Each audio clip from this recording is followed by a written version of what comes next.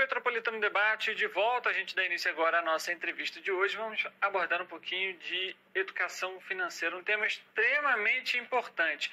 A gente vai conversar com a Angélica Medeiros, ela que é uma das coautoras do livro Dinheiro Inteligente, e que é um projeto que foi feito por muitas mãos e muitas mentes, e ela fez parte desse processo. Vai falar um pouquinho para a gente então sobre esse tema.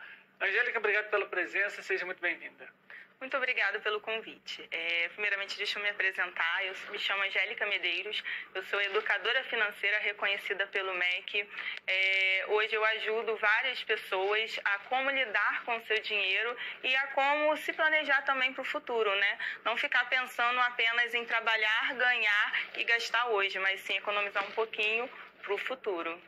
A gente sabe que esse é um tema extremamente importante, mas justamente isso, trabalhar, separar uma parte é o mais difícil para a maioria da população. Vamos falar, antes de trazer essas dicas, digamos assim, vamos falar um pouquinho sobre o livro Dinheiro Inteligente, foi lançado agora em março em São Paulo. Queria que você falasse um pouquinho sobre esse projeto e também, por exemplo, onde está disponível para a população adquirir e também como foi esse processo para a criação desse livro. Então, esse é um projeto que foi escrito por 29 educadores financeiros especialistas em finanças.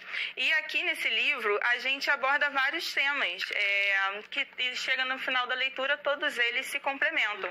Mas a gente fala aqui sobre mentalidade financeira, autocuidado financeiro, sobre como construir e criar as suas metas financeiras. O meu tema aqui é do sonho à realidade, 5 estratégias para construir uma renda passiva.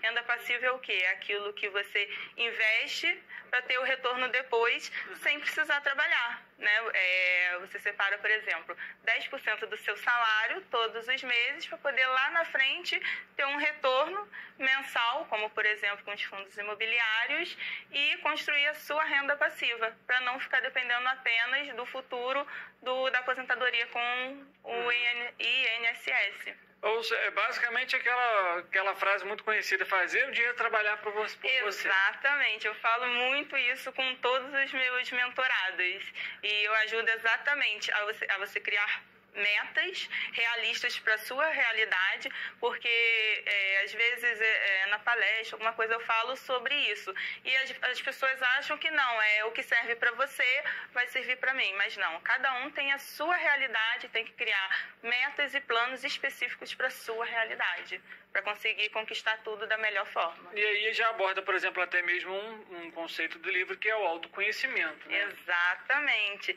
saber aonde você erra. Aqui nós temos também mentalidade financeira, porque às vezes não é o que muita coisa que você faz hoje é o que você escutou lá na infância, tipo, dinheiro é sujo, quem tem dinheiro não entra no céu, sabe? Essas mentalidades limitantes que, por decorrer da vida, você gera um bloqueio mental. Então, você se autoconhecendo, você vai liberando esses bloqueios e se desenvolvendo cada vez mais financeiramente para ter um futuro mais próspero.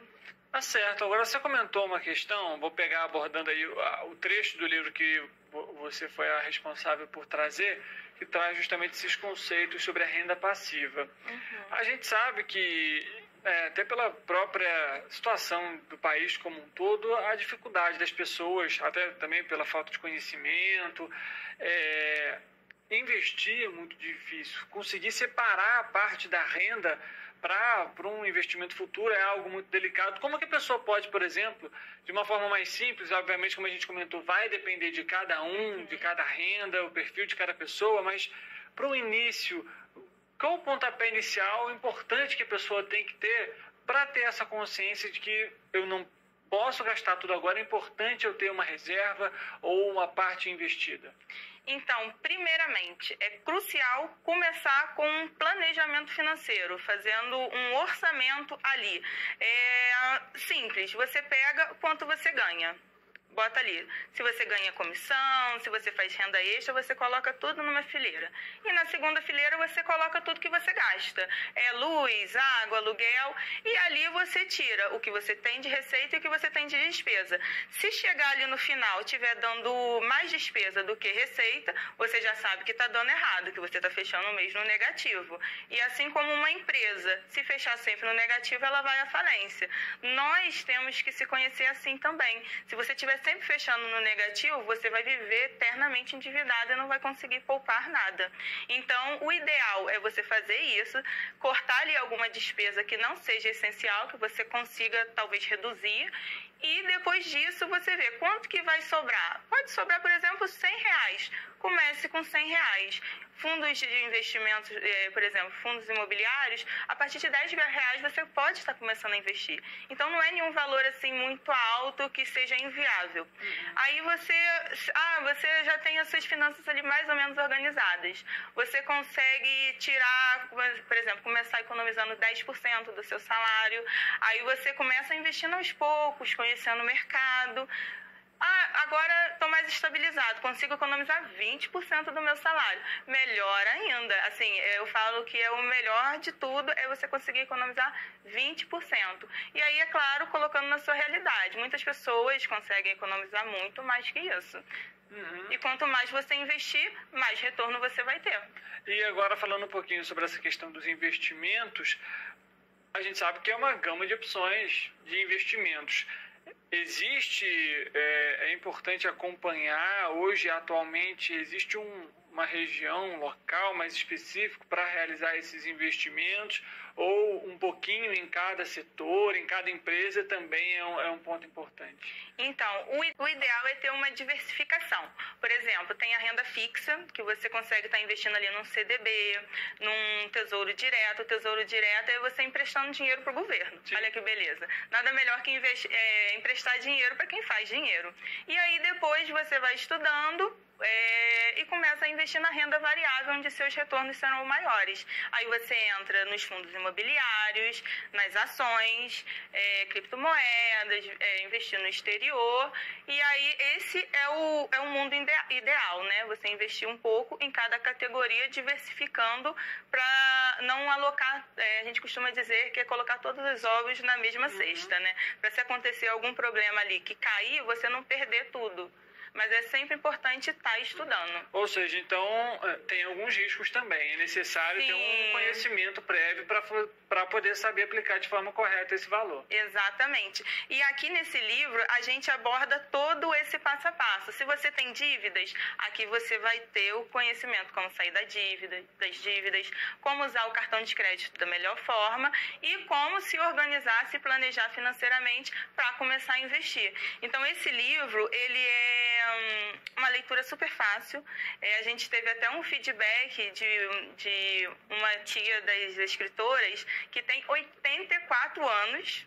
Ela leu o livro e assim, o áudio dela é maravilhoso de se ouvir, porque ela falando, minha filha, é uma leitura super fácil, gostosa de ler, eu consegui entender tudo perfeitamente, já quero começar a trocar algumas coisas aqui com o que eu recebo, e assim, é uma leitura fácil, então não precisa ter uma expertise para poder estar lendo e absorver o conhecimento. Aquele conhecimento muito técnico? Não tem. Aqui é um ensino de passo a passo para todo o público.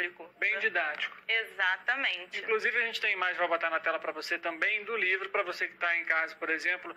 Olha, me interessei, eu quero fazer a compra do livro, quero adquirir justamente para conseguir começar a entender, ou então tenho interesse em investir, mas não sei como proceder, não sei como iniciar. Está aí na tela para você, está disponível em alguma livraria aqui em Petrópolis? Então, ainda não, ainda vou estar fazendo um lançamento aqui em Petrópolis para quem quiser estar adquirindo, mas você pode, o pessoal que tiver interesse pode entrar em contato diretamente comigo pelo Instagram, é só pesquisar lá por @finançascomangélica.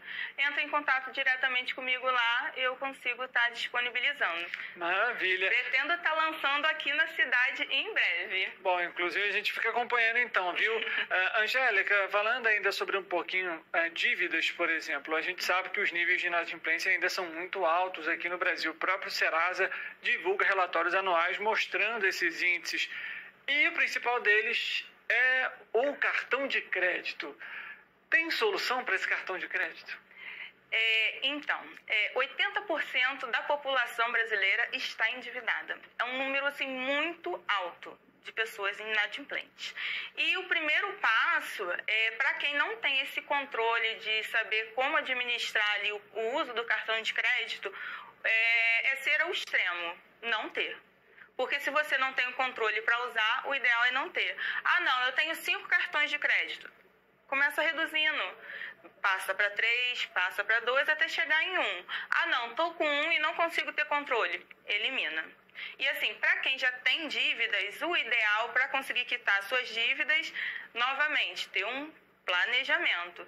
Colocar ali quais são as dívidas que você tem e qual é de menor, por exemplo, de menor valor para estar pagando. Ah, eu tenho uma aqui de R$200. Vai eliminando por valor. Nunca entre em um parcelamento que você não vai conseguir cumprir depois, porque essa dívida vai ser muito maior futuramente, e vai se organizando e se livrando das dívidas. Tudo com passo a passo, dentro da realidade de cada um, obviamente, como nós comentamos aqui no início do programa. Não adianta você querer renegociar a dívida, você tem a parcela ali de R$400, por exemplo, mas você pode pagar 200. Então, isso acaba que vai te dificultar mais ainda no futuro. É importante entender, saber os limites que você consegue e, obviamente, nesses casos, procura a gerência da instituição financeira ou do seu banco para você renegociar essa dívida da melhor forma possível. E aí, por exemplo, no momento dessa renegociação, falando sobre pagamento, é fundamental colocar esse valor também dentro já desse planejamento, por exemplo, para o próximo mês, né? Exatamente, porque assim, primeiro você tem que fazer o seu planejamento do seu orçamento, para você saber quanto você ganha, quanto você gasta, porque às vezes você vai entrar ali no financiamento que não vai caber dentro do seu salário. Então você, assim, entrou com compromisso que você não vai conseguir cumprir. E eu também, ajudo pessoas que querem se organizar financeiramente através da minha mentoria. Eu faço um acompanhamento durante 3 meses e eu ajudo as pessoas nesse passo a passo. Eu ajudo a entrar em contato com os credores para poder estar financiando também essa dívida e até mesmo conseguir pagar com o menor juros possível. E falando ainda um pouquinho sobre essa questão, existe até hoje em dia diversos mutirões de renegociação que são realizados. O Desenrola Brasil, também programa do governo federal, por exemplo, também disponibilizou diversos descontos em parceria com as empresas e instituições que participaram. Mas falando um pouquinho, Angélica, ainda sobre essa questão da organização financeira, queria que você falasse para a gente também sobre essa questão de financiamentos. Quero comprar um carro, por exemplo, quero comprar uma casa, mas pago aluguel, vale a pena, não vale? O que é importante, por exemplo, analisar nesse cenário? Porque, afinal, você pode até ter um bem, mas é uma dívida que você vai ter no seu orçamento. Você tem que pensar o seguinte, não é porque você está comprando alguma coisa que aquilo vai ser lucrativo. Muitas das vezes aquilo vai te dar um prejuízo. Na compra de um carro, por exemplo, se você está comprando um carro, você vai entrar ali numa parcela de R$800, que muitas das vezes vai estar comprometendo ali 40% do seu salário. Você tem que pensar o quê? Que todo ano tem o imposto do carro para pagar, tem manutenção, você tem que estar ali colocando gasolina, então já vai ser uma despesa a mais. Você tem que trocar o pneu, né, de tempos em tempos, então tem várias manutenções.